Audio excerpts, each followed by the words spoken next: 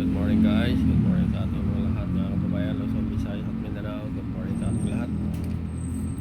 At yun nga po kahapon, natapos na rin ang investment proceeding sa Kamara kahapon mga kababayan. At ang mahiwagang kahon mga kababayan ay hindi na po pinabuksan ng ating mga magigiting na maestrado mga kababayan. Bakit po? Bakit po hindi nila pinabuksan ang mahiwagang kahon ng BIR mga kababayan? Sa aking pananaw, sa aking paningin mga kababayan, tayo ay hindi naman tayo abogado, hindi naman tayo, pero sa ating pananaw mga kababayan ay baka mateknikal sila. Alam nyo naman ang Korte Suprema ay nakatingin lang at nakaabang lang sa ginagawa ng House of Representatives. Alam nyo naman yung Korte Suprema ay Saras Court ang kanilang tinatawag dyan mga kababayan. Kaya maraming salamat dahil na-enlighten sila at pag-isipan nila mga kababayan na huwag na buksan at antay na lang sa Senado ang pagbubukas ng mahiwagang baul o mahiwagang box or mahiwagang BIR report ng mag-asawang Sara Duterte at Manscat mga kababayan.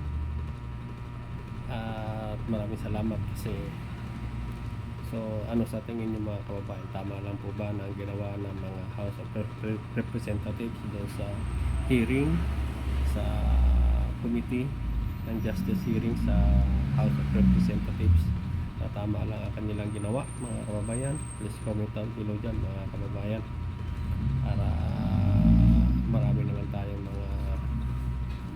At isa pa mga kababayan, at yun nga natapos din ang impeachment hearing at yun nga po pinagbutuhan na mayroong po cause laban sa kay Sara Lustay mga kababayan. So nantakin yung mga kababayan, would you imagine na 53-0 landslide mga kababayan.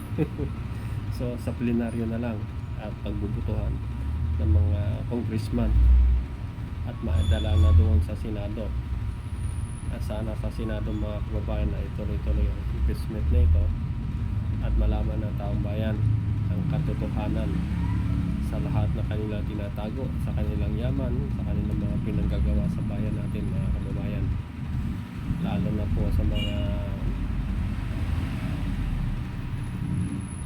dito sa korupsyon sa bayan natin mga kababayan na ginawa nila na itong mga Duterte ito ay akala mo sila na ang batas, sila na ang mataas, sila na ang Diyos sa bayan ito mga kababayan. Diyos na maliit, Diyos na maliit. Akala mo hawak na nila ang buong Pilipinas mga kababayan. Kapag magsalita sila, akala mo sino sila, hindi na sila matitibag mga kababayan. Kaya maraming salamat kudos sa mga justices yan sa Kongreso na nagpapatupad ng kanilang tungkulin, sinusunod ang konstitusyon, sinusunod ang batas ng Pilipinas. Unlike sa mga Duterte, ang sinusunod lang nila ang kanilang pansarili mga kababayan. Wala na silang sinusunod kundi ang kanilang sarili lang. Alam mo, wala nga siyang delikadesa, wala nga siyang respeto sa House of Representatives itong si Sara Lustay mga kababayan.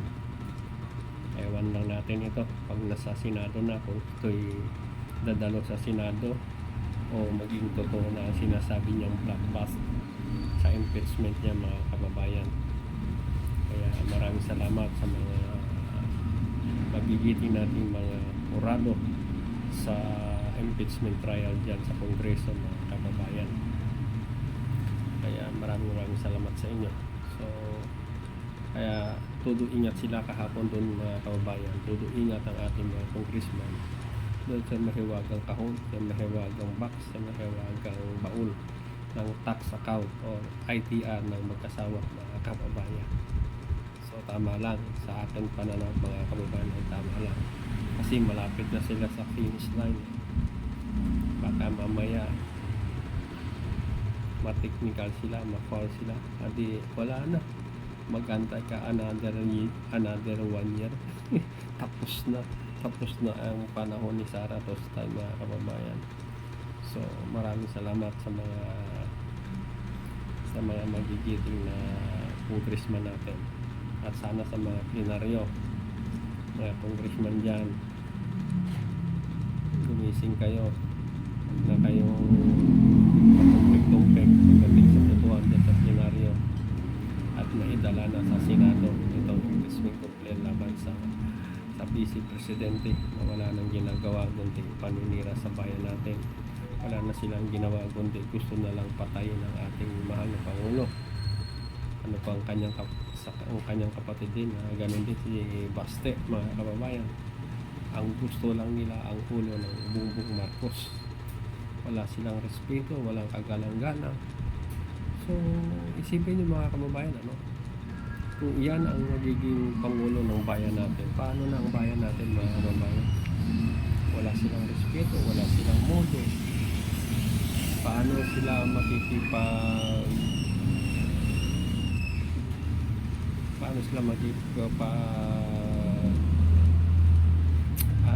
communicate sa mga business sectors, sa mga foreign investors, kung ganun ang kanyang ugali, ang kanyang utak, mga kababayan?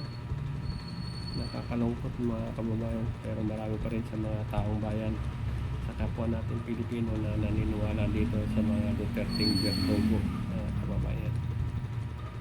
Kaya maraming salamat sa ating mga magigiting na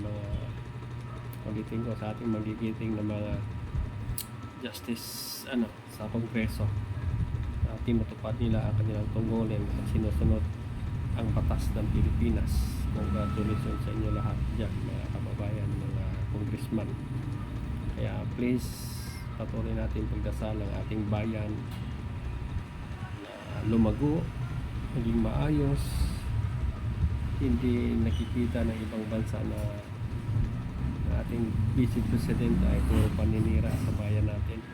Hindi nakakatulong, mga kababayan. Kaya maraming salamat po sa inyong panahon, sa inyong oras. Kababayan, please like and share and comment down below, mga kababayan. Maraming salamat po sa inyong panonood at oras. God bless us all.